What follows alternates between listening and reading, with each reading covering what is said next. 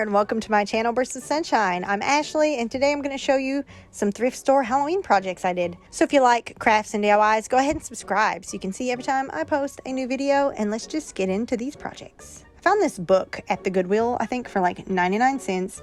I really just wanted it for the actual book itself, so I'm just going to take the cover off. I'm not going to destroy this book. It's still totally going to be usable. I found this at the Dollar General for $1. I love that they still have things for $1, and I'm really going to cut this apart because I really want to use all of the pieces. I like that it has bones and skulls and just all kinds of different things. So what I'm going to do is I'm going to place these items on top of this book, and I'm going to glue them down to give this book some dimension. So I'm essentially cutting this chain apart, and I'm just kind of going to eyeball it and, you know, give everything a place and plan out how I'm going to glue it all down.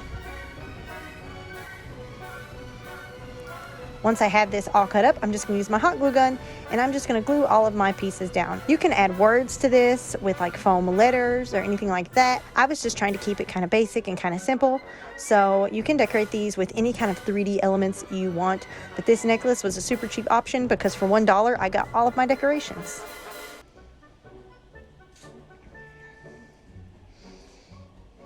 I decided I also wanted to glue some skulls down onto the spine as well, just so it kind of goes with the whole theme, especially if the book is turned to the side on a bookshelf somewhere. I just wanted to really get the full effect. I did not decorate the back of the book, but you totally can. I just chose not to put 3D elements back there.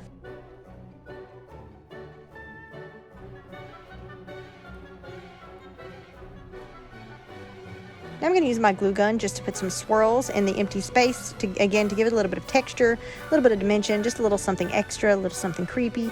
So I'm not doing this in any particular pattern. I'm literally just scribbling glue all around, and I'm going to let that dry. Now that that is dry, I'm going to paint my book because it obviously is not going to work looking like this. So just using some black acrylic paint and a brush, I'm just going to completely coat the entire cover, spine, and back of this book. This does not have to be perfect. If you have some little colors peeking through, it's totally fine as long as it kind of goes with the aesthetic. I'm going to cover mine completely, and then I'm going to go back over it with a different color to kind of give it a little more dimension. But you can totally do this however you want. You can also add tissue paper or toilet paper onto these as well to give it a little bit of texture too. I probably should have done that to the back. So now I'm going to use this silver metallic paint, and this is just going to give the book a little something extra, a little more dimension, and I'm just going to kind of roughly brush this all over the top. I don't want to completely coat it. I just kind of want it to, you know, stick on some of the 3D dimensions. The silver doesn't have to be perfect. It's just to give even more dimension to our 3D elements and kind of make the book look a little more old, a little more weathered. And then I'm going to let that dry, and that's pretty much it. This is just like a super cheap, cost $2 and some paint, cute book that you can set on a bookshelf, a mantle, decorate with. It did turn out cute, and it was so easy.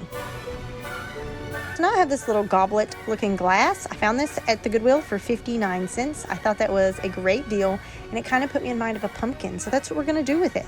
I'm just going to take some pumpkin orange paint, and I'm just going to paint the inside of this glass. I did have to paint a couple of coats, like I let it dry and then painted a second coat, just so it was completely coated very well, but this is just, I thought it was so cute. So I'm going to take some random blocks I had laying around, and I'm going to use them to just hold my glass in place while I paint a little jack-o'-lantern face. Now you can totally use Cricut vinyl if you prefer. I kind of hate putting vinyl on like curved round spaces. It's just a pain. So I just thought painting it was just fine. It's just a jack-o'-lantern. It doesn't have to be perfect. So I'm just hand painting some eyes and a mouth onto my little goblet here.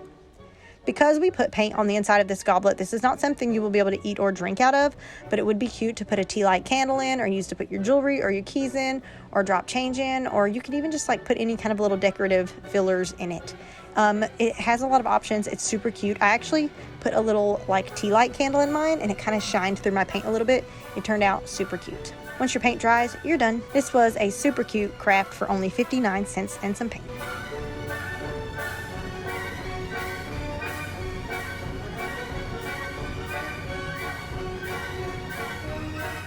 I have this canvas here that I also bought at the Goodwill for a couple of dollars, and it is super cute, but it's just not Halloween enough for me. I seen this trend on TikTok where people were buying these old paintings and painting ghosts on, and I absolutely loved it. So I knew I had to do that with this painting. So I decided my ghost was going to be riding on a bicycle. So this craft is essentially me just painting over top of a canvas using some fall colors. I added a touch of fall to the flowers and tried to make them less pink and springy and more fall colored flowers. I think this project turned out super cute. It's one of my favorites. It's super easy because it's literally just painting on this canvas. I loved how this turned out. I painted my ghost, I painted a pumpkin, I painted some flowers. I just kind of added my own touch, and you can add as much or as little extra decorative painting to this as you want. The flowers did take me the longest because there was so many of them, but I definitely think it was worth it because the fall flowers definitely are the prettiest to me. And you can do more to these kind of paintings depending on what kind of painting you have. If it's a house, you can add like figures in the windows. If you have a bike picture like me, you can paint the bike. You can do all kinds of things to this. I just made it simple: a pumpkin, a ghost, and some flowers. But I think this is so stinking cute.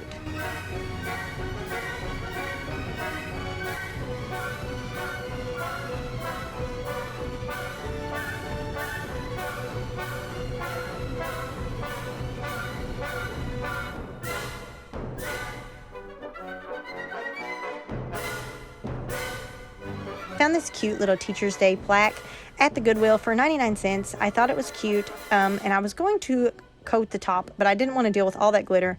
So I decided I'm just going to paint the back of it white and start with a fresh blank canvas. But now it's reversible. Now it has two sides. I'm going to make this into like a witch's spell book stack. So I'm going to use some painter's tape, and I'm just going to use this to tape off the edges of the book so I can get some clean lines when I paint. So I've decided I'm going to paint this first bottom book black because it is Halloween. My black is almost out, so I was trying to beat it out of the bottle. I'm going to paint the bottom book black, let it kind of dry a little bit, and then I'm going to peel off my tape. Then I'm going to tape that end off, and then I'm going to tape off the bottom of the apple so I can paint the middle book. This one I'm going to do purple. It's actually a violet color. It says Royal Violet. It is a little bit bright, but it's so cute, so I'm totally fine with it.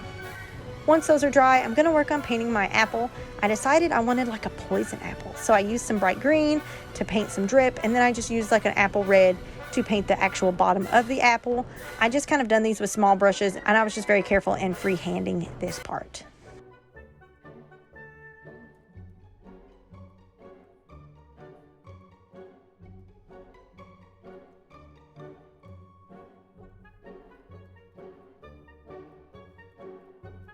Once my apple is dry, it's time to add the words. I just used my Cricut.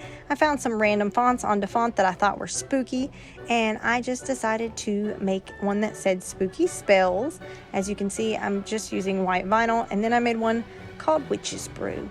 I thought these were still a little bit too plain, so I decided to take some paint and add like a little bit of decorations to the spine to look like it's a part of the book. I went with green because I thought it would tie in with the green of the apple, and I feel like green with black and purple, it's just a really good Halloween color scheme. So I'm just hand painting with a brush some little spines and some little lines and dots and just different little touches to my books. You can coat this with a top coat if you would like of like Mod Podge. I did not. I just left it as it is because it is just decorative anyways, but I think this turned out super cute and I love it. And on Teacher's Day, I can pull it back out and put it up for Teacher's Day.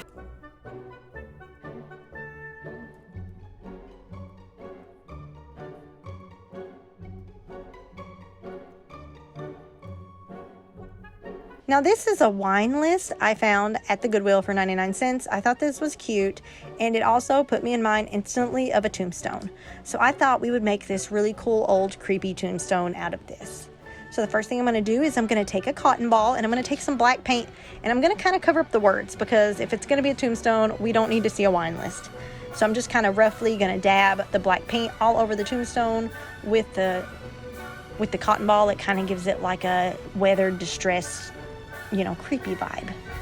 Again, with the Cricut and a random font, I just wrote like RIP. I know that's not very original, but you get it. It gets the point across. It's a tombstone. So now, using a chip brush and some of the black paint, I am going to kind of distress the words a little bit just to kind of make it blend in.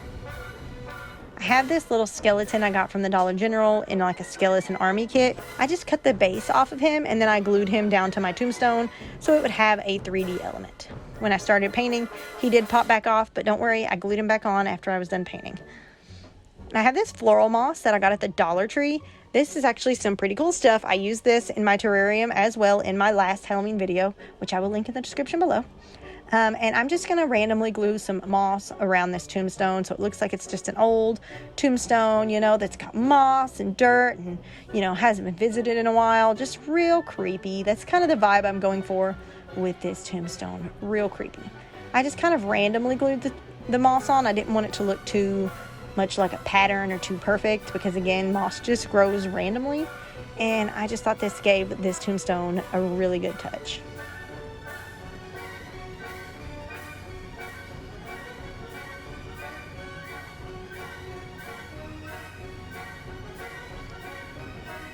So now that our tombstone is looking especially creepy, I'm going to take a Jenga block and I'm just going to glue this to the back of the tombstone, and this is going to hold it up because this is like a little display tombstone that's going to sit on my mantle. One ended up not being heavy enough because the tombstone is so tall, so I added a second one just to kind of balance out the weight a little bit, and that did the trick.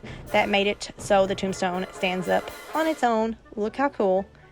Guys, this is like a perfect little creepy addition to any mantle or bookshelf, and it's so cute and it was so cheap. So if you like these kind of crafts and DIYs, go ahead and subscribe so you can see next time I post a new video. Thank you guys for watching this, and I will see you next time. Bye.